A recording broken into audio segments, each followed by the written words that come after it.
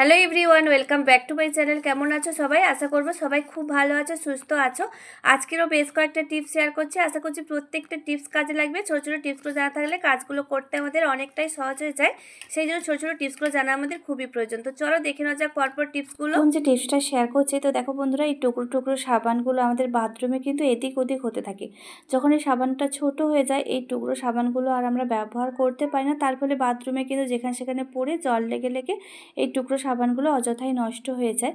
তো এই টুকরো সাবানগুলোকে আজকের কাজে লাগাবো, তার একটা ছোট্ট টিপস শেয়ার করছি। তো বেশ কয়েকটা সাবানের টুকরো আমি নিয়ে এসেছি। তো এগুলোকে একটা গ্রেটারের সাহায্যে সবার প্রথমে সাবানগুলোকে গ্রেট করে নিচ্ছি। গ্রেটার দিয়ে গ্রেট করলে কাজটা অনেকটাই সহজ হয়ে যায়। বা জলে যদি আমরা ডুবিয়ে রাখি তাহলে অনেকটাই গুলতে সময় লেগে যায়, কিন্তু এই গ্রেটার দিয়ে গ্রেট করে নিলে খুব তাড়াতাড়ি কিন্তু জলের সঙ্গে সাবানটা মিশেও যাবে। তো এই যে আমি সাবানগুলোকে একটা গ্রেটারের সাহায্যে সমস্ত টুকরোগুলোকে গ্রেট করে নিলাম। সাবানগুলোকে খুব ভালো করে গ্রেট করে নেওয়ার পরে এর মধ্যে মিশিয়ে দিচ্ছি হচ্ছে গরম জল। জলটাকে খুব ভালো করে গরম করে নিয়েছি। এবার একটু গুলে দিচ্ছি যাতে সাবানটা জলের সঙ্গে মিশে যায়। তো দেখো বন্ধুরা, রান্নাঘরে যেই সমস্ত টুকরো টুকরো কাপড়গুলো আমরা ব্যবহার করে থাকি না, সেগুলো কিন্তু নোংরা হয়, সেগুলোকে পরিষ্কার করতে হয়। পরিষ্কার করার জন্য সার্ফের কিন্তু প্রয়োজন হয়ে পড়ে। তো এই টুকরো সাবানগুলোকে এইভাবে ছোট ছোট কাজে যদি ব্যবহার করে দিই তাহলে অযথা ওই সাবানটা কিন্তু নষ্ট হবে না, বা এগুলোকে পরিষ্কার করার জন্য এক্সট্রা করে আর সাবানের কিন্তু কোনো প্রয়োজন হবে না। রান্নাঘরে যে সমস্ত কাপড়ের টুকরোগুলো আমরা ব্যবহার করে থাকি সেগুলো কিন্তু এভাবে করে পরিষ্কার করে নিতে পারো। পরের যে টিপসটা শেয়ার করছি, বাচ্চারা যে টিফিন বক্সগুলো স্কুলে নিয়ে যায়, তো বিভিন্ন খাবার দাবার এই বক্সগুলোর ভরে নিয়ে যায়। তো তারপরে টিফিনগুলোর মধ্যে থেকে একটা বাজে দুর্গন্ধ বেরোতে থাকে। যখন বাজে দুর্গন্ধ হয়ে যায় তখন আর এর মধ্যে খাবার দিতেও ভালো লাগে না, বা বাচ্চারাও কিন্তু সেই টিফিন বক্সে খাবার দিলে সেটা খেতেও চায় না। তার জন্য দেখো বেশ কয়েকটা খবরের কাগজের টুকরো আমি করে নিয়েছি। টুকরো এর মধ্যে মিশিয়ে দেবো হচ্ছে ভিনিগার। রান্নাতে যে হোয়াইট ভিনিগারটা আমরা ব্যবহার করে থাকি, তো সেই ভিনিগার দেখো অল্প করে আমি দিয়ে দিচ্ছি। তো মানে কাগজগুলো যাতে ভিজে যায় ঠিক ততটা পরিমাণেই আমি ভিনিগার দিয়েছি, খুব বেশি একদম ভর্তি করে দিতে হবে না। তো ভিনিগারটা দেওয়ার পরে 5-7 মিনিট এইভাবে ঢাকনা বন্ধ করে রেখে দেবো যাতে কাগজটা নরম হয়ে যায়। এরপরে দেখো কাগজটা নরম হয়ে গেছে, আর সেই নরম হয়ে যাওয়া খবরের কাগজটাকে দিয়েই আমি কৌটোটাকে এইভাবে ঘষে পরিষ্কার করে নিয়েছি। কোনো রকম সাবান বা সার্ফ লাগবে না। আর এটা দিয়ে এইভাবে করে পরিষ্কার করে নিলে কিন্তু যে বাজে দুর্গন্ধটা ছিল সেই দুর্গন্ধটা কিন্তু সহজেই দূর হয়ে যাবে। এরপরে প্লেন জল দিয়ে ধুয়ে নিলেই একদম ক্লিন হয়ে যাবে, কোনো রকম দুর্গন্ধ থাকবে না। বাচ্চারা এর মধ্যে এবার খাবার নিয়ে যেতে পারবে। তো আশা করছি ছোট্ট টিপসটাও তোমাদের কাজে লাগবে। তো চলো দেখে নেওয়া যাক আজকের পরবর্তী টিপ। বন্ধুরা, ফুলকপি তো এখন শীত যেহেতু পড়ে গেছে, ফুলকপি তো আমরা রান্না করে থাকি। তো আমরা ফুলকপির ভেতরে অনেক সব পোকা থাকে, সেগুলোকে আমরা দেখে বেছে দিই, কিন্তু সবসময় চোখে নজরে পড়ে না, ভেতরে কিন্তু পোকাগুলো থেকে যায়। তার জন্য কী করবে, ফুলকপিগুলোকে টুকরো টুকরো করে কেটে নেওয়ার পরে কিছুটা জল নেবে, আর জলের মধ্যে দিয়ে দেবে অল্প করে একটু লবণ, আর দেবো হচ্ছে হলুদের গুঁড়ো। লবণ আর হলুদের গুঁড়ো দিয়ে এইভাবে জলের মধ্যে যদি 5-7 মিনিট ডুবিয়ে রাখা হয় ফুলকপিগুলোকে, তাহলে যদি এর ভেতরে যে পোকাগুলো থাকে যদি থেকে থাকে তাহলে কিন্তু পোকাটা খুব সহজে বাইরে বেরিয়ে আসবে, আর কোনো রকম পোকামাকড় এর মধ্যে থেকে যাওয়ার চান্স থাকবে না। ফুলকপিগুলোকে ছেঁকে নেওয়ার পরে এই জলটাকে এদিক ওদিকে না ফেলে কিচেন সিঙ্কে বা হচ্ছে বেসিনের মধ্যে ঢেলে দিতে পারি। কিচেন সিঙ্ক বা বেসিনের মধ্যে নিচে যে পাইপটা থাকে, পাইপের মধ্যে ছোটো ছোটো পোকামাকড় হয়ে যায়, আর সেই হলুদ গোলার জলটা যদি এর মধ্যে দিয়ে দিই তাহলে সেই ছোটো ছোটো পোকামাকড়গুলো কিন্তু অনায়াসে মারা যাবে। পরের যে টিপসটা শেয়ার করছি, এলাচ যে শুধু আমরা রান্নার কাজে ব্যবহার করি তা কিন্তু নয়। এই এলাচগুলোকে বিভিন্ন কাজে কিন্তু ব্যবহার করা যায়। জ্যোতিষ মতে কিন্তু এলাচ হচ্ছে খুবই শুভ, যে কারো জীবন কিন্তু এই বদলে দিতে পারে এলাচ। তো দুটো টিপস তোমাদের সঙ্গে রান্না করা ছাড়া এক্সট্রা দুটো টিপস শেয়ার করছি। তো দেখো এলাচগুলোর মধ্যে থেকে আমি 5টা লবঙ্গ নিয়েছি, আর এই 5টা লবঙ্গ রাখবো হচ্ছে আমাদের মানি ব্যাগের মধ্যে।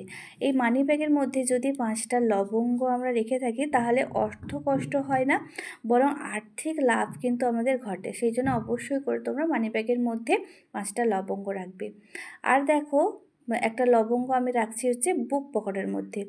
বুক পকেটের মধ্যে যদি একটা এলাচ রেখে থাকি তাহলে নেতিবাচক শক্তিগুলো কিন্তু দূর হয়, আর জীবনে কিন্তু সুখ সমৃদ্ধি আসে। সেই জন্য বুক পকেটের মধ্যেও কিন্তু তোমরা এলাচ রাখতে পারো। ছোটো ছোটো এই টোটকাগুলো কিন্তু আমাদের জীবনটাই বদলে দিতে পারে। বন্ধুরা, তোমরা কি কখনো প্লাস্টিকের জিনিস যেগুলো ভেঙে গেলে, প্লাস্টিকের বালতি বা গামলা এগুলো ভেঙে গেলে তোমরা একটা পেনের সাহায্যে কি কখনো ঠিক করেছো? আজকে তোমাদের সঙ্গে সেটাই শেয়ার করব। পেন দিয়ে কীভাবে তোমরা প্লাস্টিকের বালতি বা গামলা এগুলো ভেঙে গেলে সেগুলোকে ঠিক করবে। পেন দিয়ে কিন্তু খুব সুন্দরভাবে এই ফাটাটা কিন্তু সারিয়ে ফেলতে পারবে। সবার প্রথমে কি করতে হবে, তো আমি এখানে দেখো যেখানে ফেটেছে ঠিক হাত দিয়ে একটু দুপাশে সমান করে নিচ্ছি যাতে উঠে না থাকে। তো এরপরে দেখো আমি ফেভিকল নিয়েছি, ফেভিকল দিয়ে ঠিক যেখানে ফেটে গেছে একটু ফেভিকল লাগিয়ে নিচ্ছি। তোমরা যে কোনো গ্লু ব্যবহার করতে পারো, কিন্তু ফেভিকুইক যেটা আছে সেটা নেবে না, সেটা দিলে কিন্তু প্লাস্টিকটা গলে যাবে। তো ফেভিকলটাকে লাগিয়ে আমি এখানে 2-3 মিনিট রেখেছিলাম। একটু হালকা যখন শুকনো হয়ে গেছে তারপরে একটা প্লাস্টিকের পেন নিয়েছি, আর পেনটার পেছনে দেখো এক সাইডে আগুন দিয়ে দিয়েছি। এরপরে পেনটা গলে গলে যে রসটা পড়ছে, তো সেটাই দেখো যেখানে ঠিক ফাটাটা রয়েছে, যেখানে আমি ফেভিকলটা দিয়েছি তার ওপরে এইভাবে করে আমি যে প্লাস্টিকটা গলে গলে পড়ছে সেই রসটা কিন্তু ফেলছি। আর অন্য কোথাও ফেলবে না, ঠিক যেখানে ফেভিকলটা দিয়েছো মানে আঠাটা বা গ্লুটা ঠিক যেখানে দিয়েছো সেখানেই কিন্তু এই পেনটাকে এইভাবে করে পেনের রসটাকে ফেলবে। তাহলে দেখবে প্লাস্টিকটা কিন্তু খুব সুন্দরভাবে মানে জুড়ে যাবে, আর কোনো রকম ফাটা থাকবে না। এইভাবে লাগিয়ে আমি ঠান্ডা করতে দেবো। এখন খুব ভালোভাবে ঠান্ডা হয়ে গেছে, জল দিয়ে চেক করে তোমাদের সঙ্গে শেয়ার করব।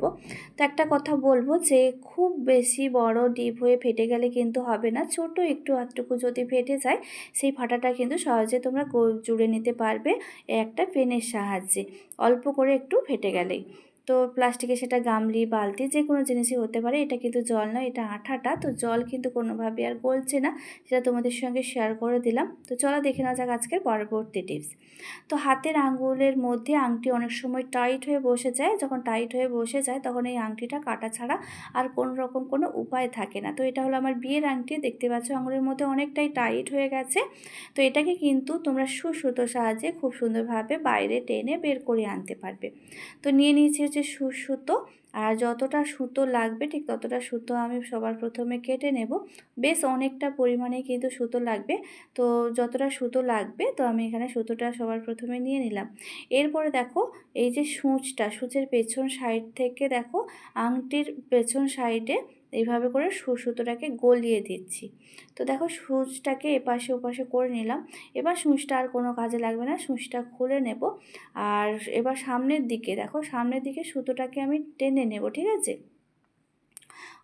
সামনের দিকে সুতোটা টেনে নেব, কিন্তু পেছন সাইডেও বেশ খানিকটা সুতো রাখবো ধরার জন্য। ঠিক যতটা সুতোর প্রয়োজন অতটা সুতোই রাখবো, খুব বেশি সুতো রাখবো না। বাকি সুতোটা সামনের দিকে আমি টেনে নেব। তো এই যে দেখো অল্প করে একটু রেখেছি ধরার জন্য, ব্যাস। এবার দেখো সামনের দিকে যে সুতোটা আমি টেনেছি এই সুতোটাকে হাতের মধ্যে পেঁচাতে থাকবো, একদম আংটির দেখো গা বরাবর আঙুলের মধ্যে এইভাবে করে টাইট করে পেঁচাতে থাকবো।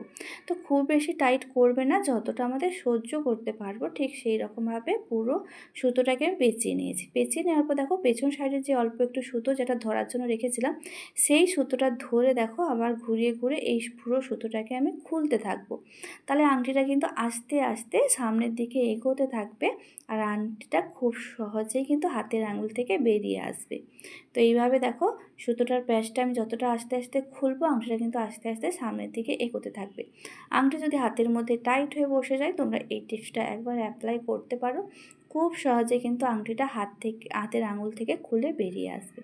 তো এই যে দেখো আংটিটা যেহেতু ডিজাইন রয়েছে বারবার এখানে আটকে যাচ্ছে, তো তার জন্য একটু অসুবিধা হচ্ছে, নয়তো আর কিছুই নয়। সুতোটাকে খুলতে থাকবে আর আংটিটা সামনের দিকে এগোতে থাকবে। তো দেখো কতটা টাইট হয়ে আংটিটা বসেছিল, আস্তে আস্তে কিন্তু আংটিটা সামনের দিকে এগিয়ে যাচ্ছে। তো এইভাবে করে তোমরা টাইট হয়ে গেলে আঙুলের মধ্যে আংটি খুব সহজে খুলে ফেলতে পারবে। যে আংটিটা অনেকটাই সামনের দিকে এগিয়ে এসছে বা লুজ হয়ে গেলে আঙুল থেকে এইভাবে হাত দিয়ে টেনে বের করে নিলে আংটিটা খুলে যাবে। আর কতটা টাইট হয়ে বসেছিল দেখো হাতের আঙুলের দেখলেই তোমরা নিশ্চয়ই বুঝতে পারবে।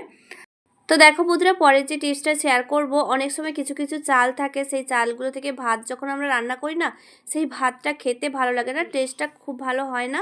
তো সেই কারণে ভাতটাও খেতে ইচ্ছে করে না।